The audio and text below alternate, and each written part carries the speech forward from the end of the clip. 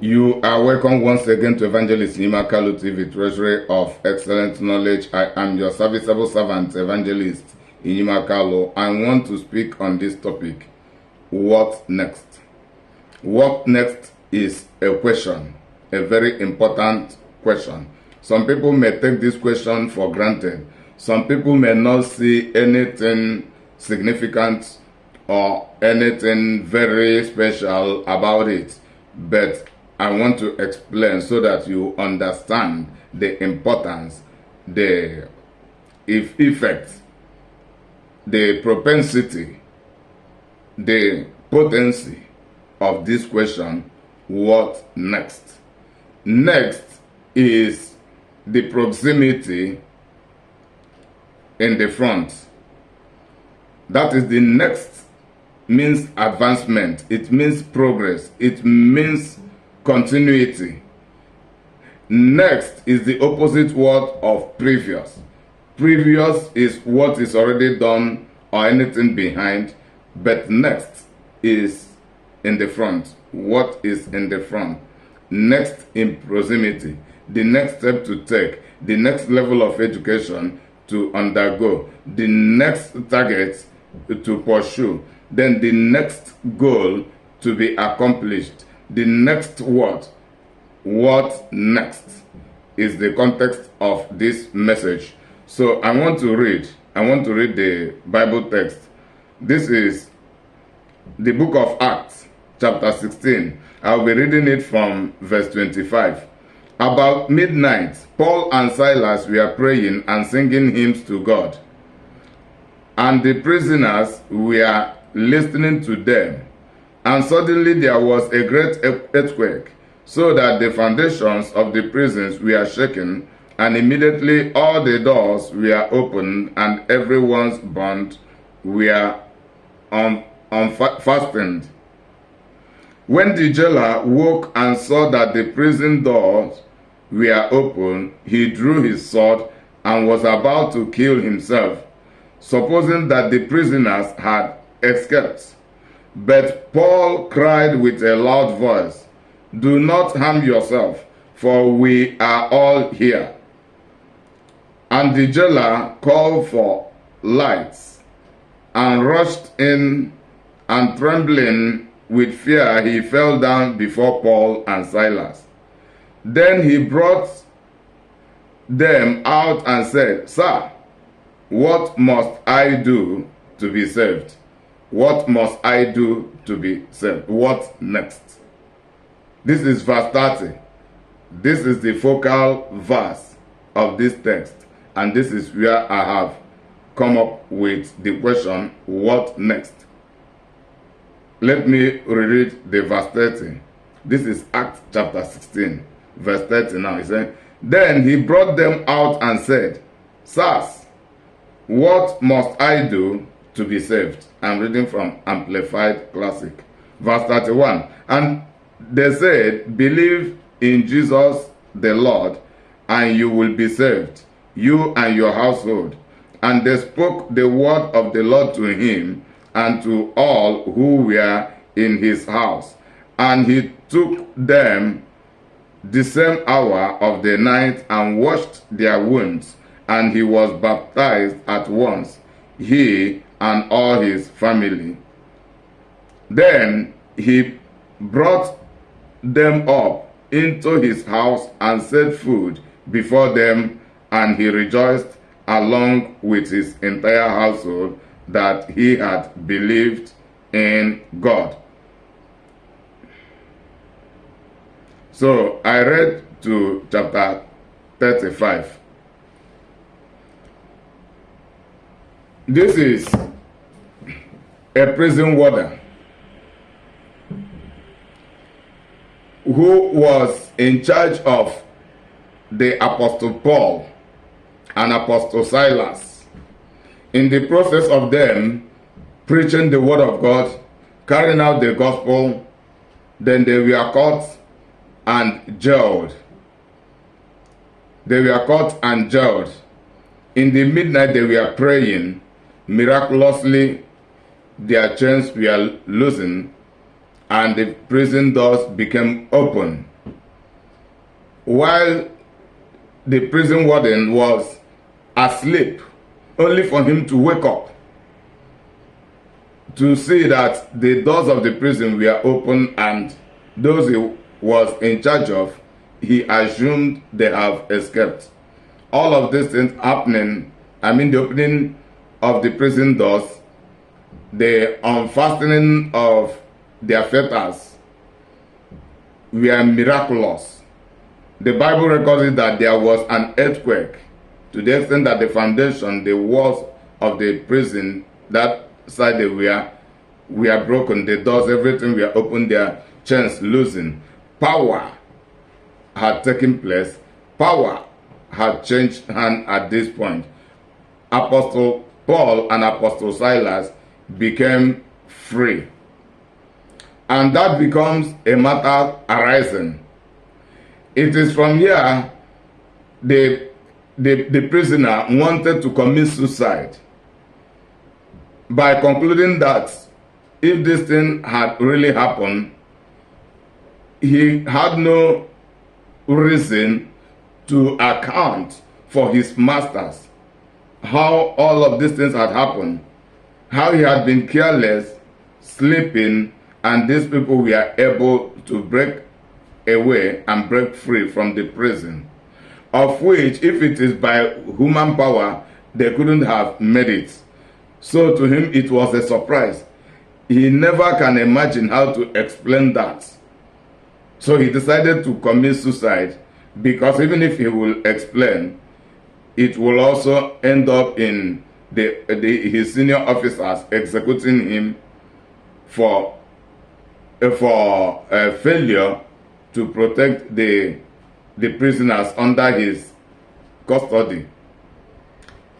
So that is the reason he made that decision.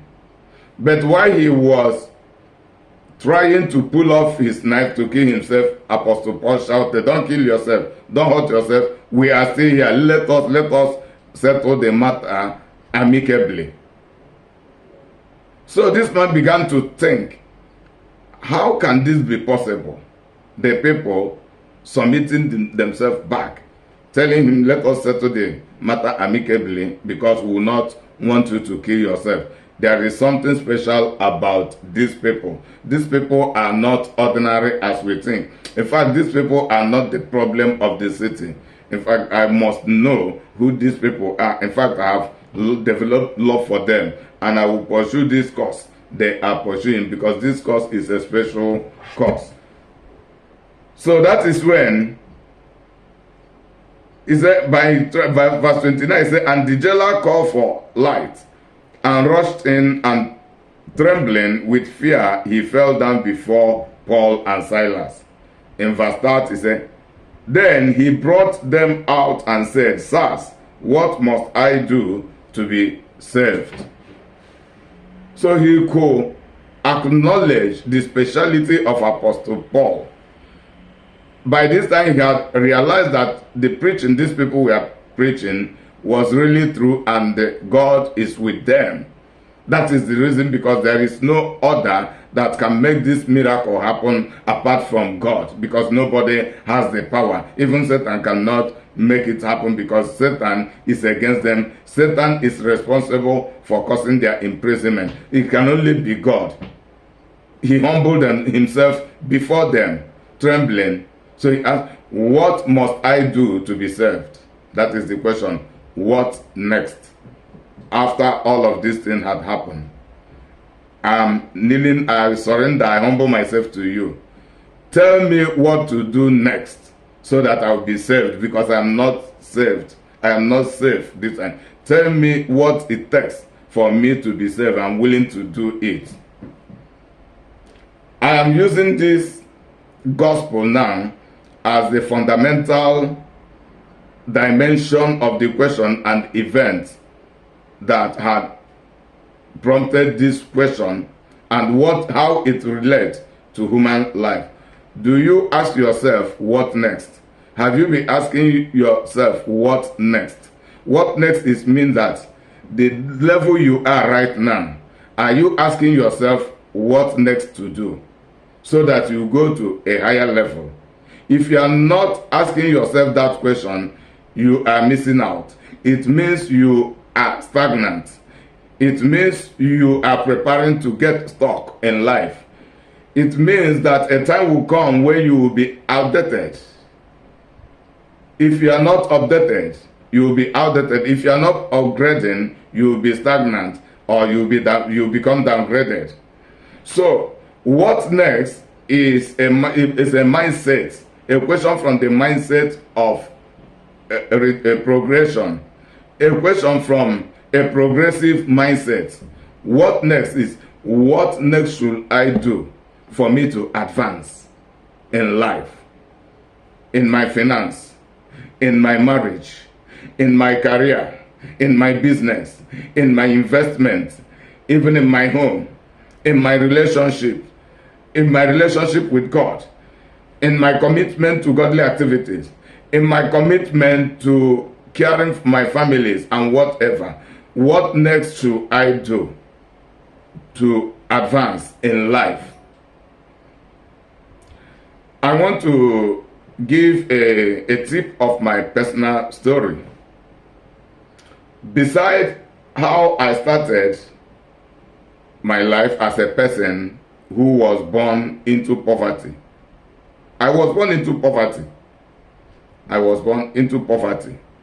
So, when I started the journey of my life was when I was around 17 years old.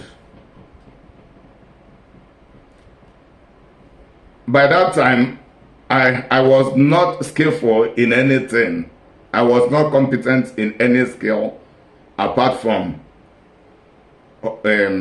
petty trading or hawking of goods in the street. These are the only, which is among the lowest category of means people can have. So I started this life, this journey you can see today, when I was at that age. I started with, in Nigeria there is a kind of chewing gum called Jenka chewing gum, a kind of sweet called buttermint, a kind of sweet called Malta sweet, a kind of sweet called Tom Tom, and kinds of cigarettes, the ones who were regular, St. Maurice, Rothmans, and Benson. But the money I had at this point in time was able to buy me a packet of Tom Tom, a packet of buttermint, a packet of Malta sweet, a packet of Jenka chewing gum, a packet of St. Maurice cigarette, and a packet of Rothman cigarette.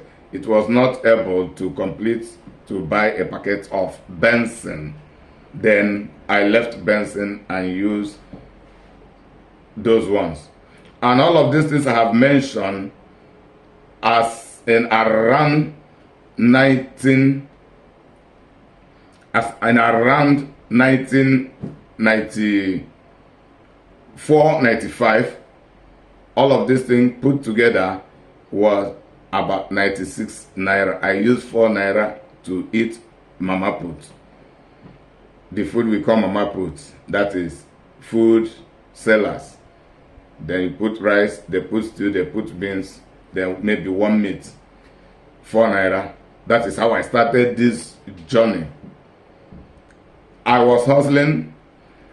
I was always asking myself, what next from where I have started. Within 6 months, I started that trade. I was able to buy a wheelbarrow. I was able to pay a welder to construct it and guard the edges with iron. Then I was able to pay the carpenter for them to construct for me a kind of little counter that had cover and has door at the back. From carrying these goods on the head every time, I augmented to carrying it with wheelbarrow. By then, after 6 months, and when I started, the trade was around September, and I was also to follow up within that December. Then by January, February, March, I was able to prepare myself. Then getting to the Easter of the following year, I was also augmenting, going to ceremonies to go and trade.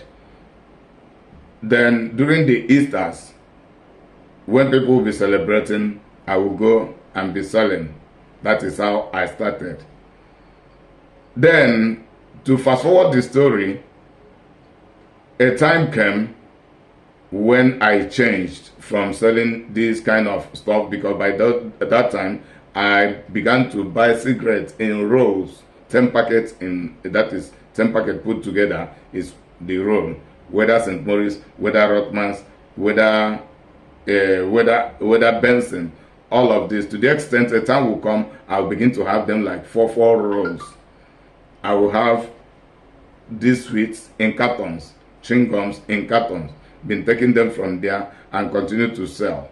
Then a time came, I changed from this kind of thread to selling of articles, what we call articles those days, torchlight, rechargeable lantern, others, some kitchen utensil, padlocks as key, padlocks, and different kinds of little stuff we put together. I went into that thread. Hawking it also. I began hawking it like another 2 to 3 years. I relocated from Umuahia in my own state, Abia. I was living in Umuahia. In fact, I grew up in Umuahia as a young boy, but by nativity, I am from Ohafia in Abia State. So I relocated. In fact, I changed my line of thread. From there, I went to Okigwe to hustle. After 1 year in Okigwe, I opened a shop selling this article, both retail and the wholesale. All of these things were things that was manifesting from my mind, from the question I asked myself, what next? A time came when I engaged into life of gambling and hoping and struggling to make it faster than I had been making it. So I didn't know that I had shot myself on the leg. So within a short time, in less than 2 years, all of my money finished. I went back out of shame. I left Okigwe, went to Port Harcourt to have a new beginning and a new little beginning. I went to Port Harcourt, stayed in Port Harcourt, using the last set of money I had with me, and begin to travel to Ngwa Road every Monday morning, Wednesday morning, Friday morning to go and buy second-hand clothing, okrika, okenans, to come and hawk in the streets of Port Harcourt. That is how I started the new life then. The reason I went down to Port Harcourt is by then my face was not too popular, was not even popular or too familiar in Port Harcourt. So it is only the circle of people I met with where I started my life that these were the only people who knew me. And not even all of them knew my beginning and what had come out for me to begin to hawk on Okrika. Some of them think that was my first beginning. But with my knowledge of hawking and experience of hawking and my humility to humble myself to know that I have no rescuer, so anything that I have to become in life is just between me and God. So I was able to take up that challenge. I started again, even if it is after my expenses each day, even if it is 1,000 naira or 800 naira or 500 naira, I must always have savings. So after every 1 month of hawking that okrika, I will have between 15 to 20,000. I will still reinvest that little money. I started that okrika marketing just with 7,000 naira.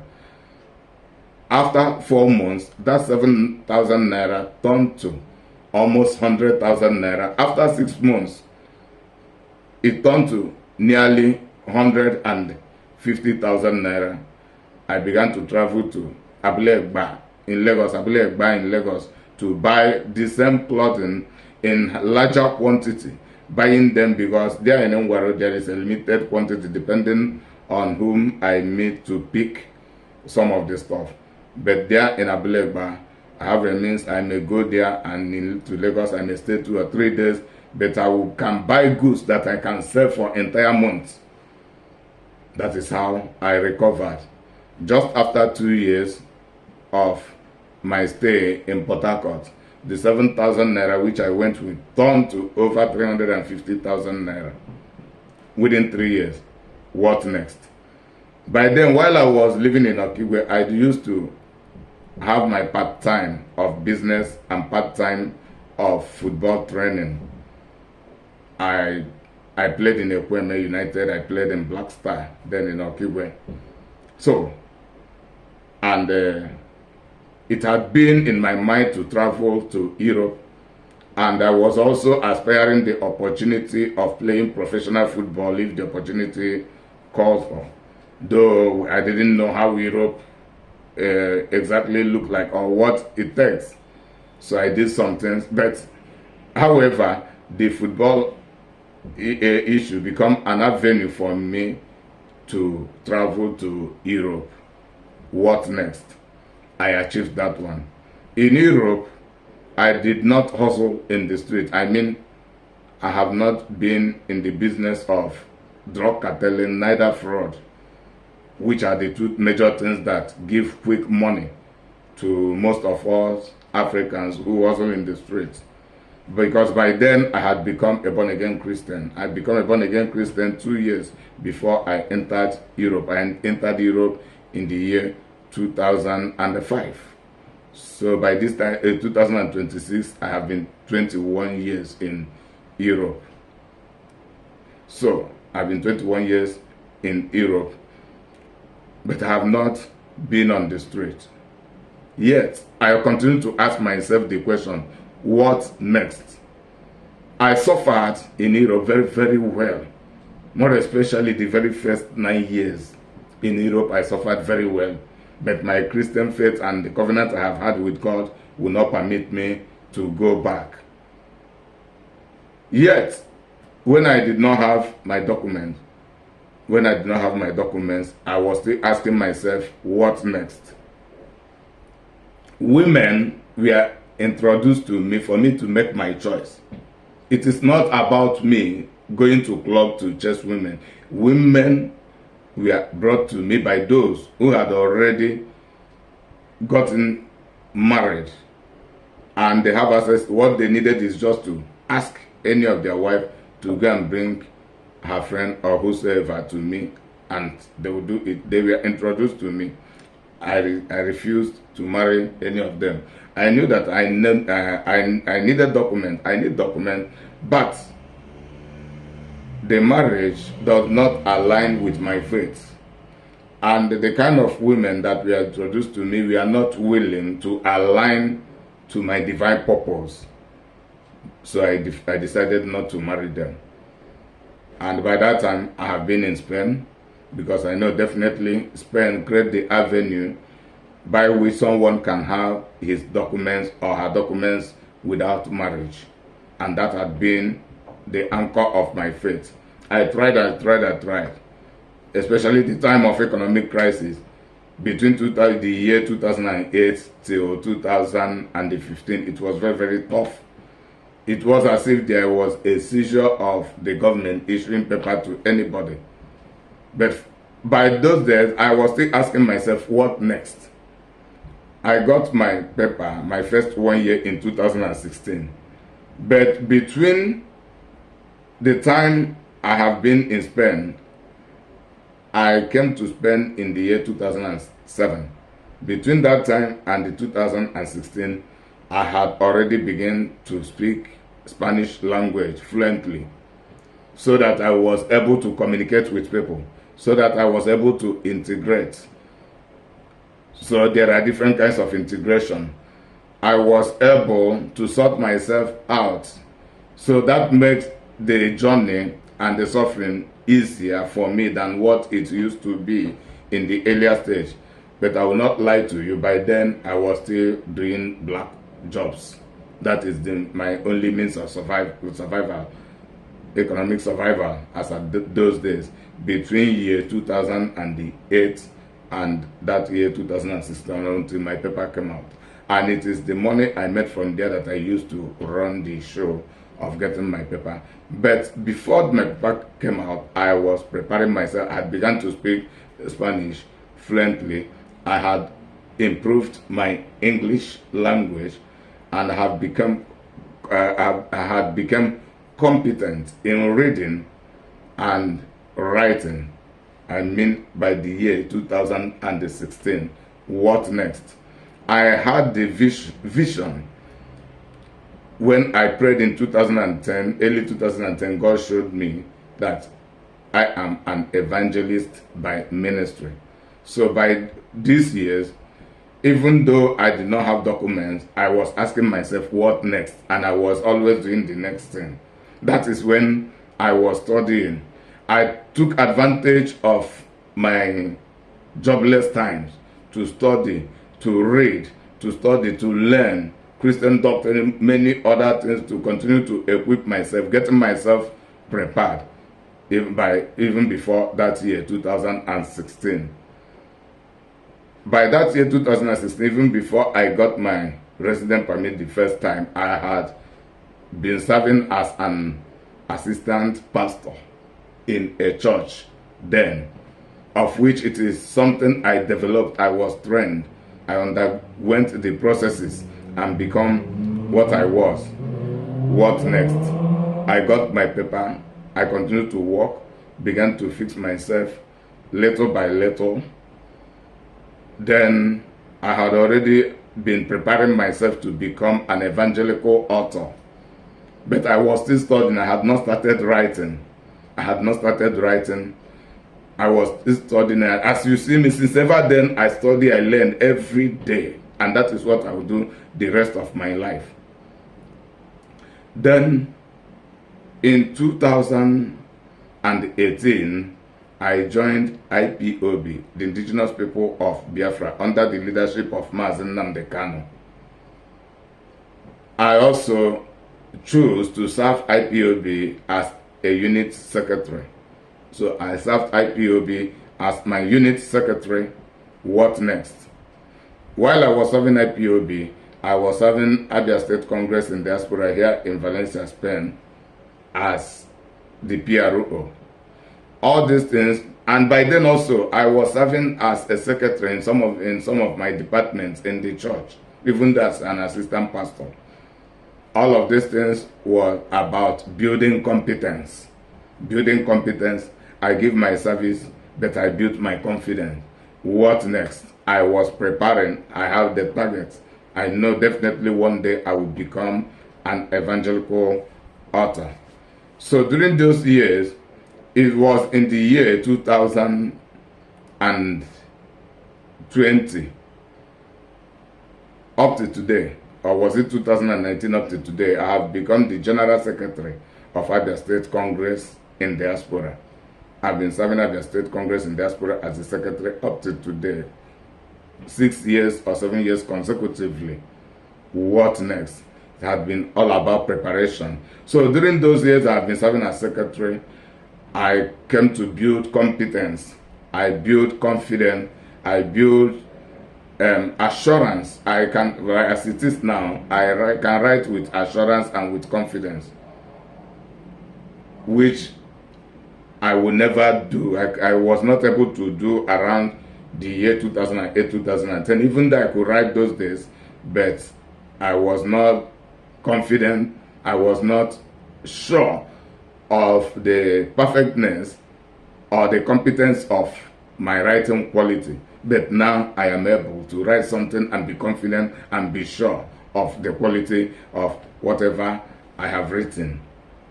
Building preparation. What next? Now to round up, because this video had gone so long, to round up the whole thing is that this is the process I have passed through, and today by the grace of God I have become an evangelical author. I have become a human capital developer. I have become a custodian of Christianity. as you know, that to the extent that I have written 5 books. This is the Olivet Prophecy, Matthew 24. The prophecy of Jesus Christ about the end time events that will herald the rapture, polygamy and its problems. This book mostly belongs to Africans. It belongs to everybody, but most especially the African. Lost and their problems. Living a contented life from points of reality, then the master of them all. Understanding and executing righteousness. Understanding and executing righteousness. This is the master text book. I'm still asking myself, what next? This is not my destination. They are all my achievements. Are you asking yourself, what next? It is important we learn to be asking ourselves, what next? Those who do not ask themselves what next get stuck in life. Some of them retrogress. There is no continuity, there is no further progress when there is no question, what next? So this question is asking to, what next should I do? From the text, we are talking about salvation of soul salvation through the gospel. But in other areas of life, many people are not progressing, not because they are bewitched, not because they are born poor or whatever. It is because they don't have the mindset of asking the question, what next? And the person that has this question is for first of all yourself. Even the prison warder here asked himself that question, then he voiced it out to ask Paul and Silas. Ask yourself that question, ask your mentor that question, ask God the question. That question reveals that you know that you have a responsibility to carry out for you to advance in life, economically, socially, spiritually, in your relationship with God and whatever, as much as I have listed before. So in essence and in conclusion, it is all about progressing. It is all about progressing by always having the next line of action, the next goal to achieve. And also it should be in righteousness. I'm still asking myself, what next? Learn to ask yourself, what next? When you see those who do not ask themselves, what next? Or do not ask their mentors, what next? You have seen those who are not ready to go beyond the level they are. This is one of the reasons many people settle as mediocres. Many people settle for less. Many people celebrate mediocrity. It is because they are not ready to move to the next level. It is when we become conscious and willing to move to the next level of life and glory that we begin to ask ourselves, what next? Until I come your way once again, I say bye for now. I remain your serviceable servant, Evangelist Inyimaka.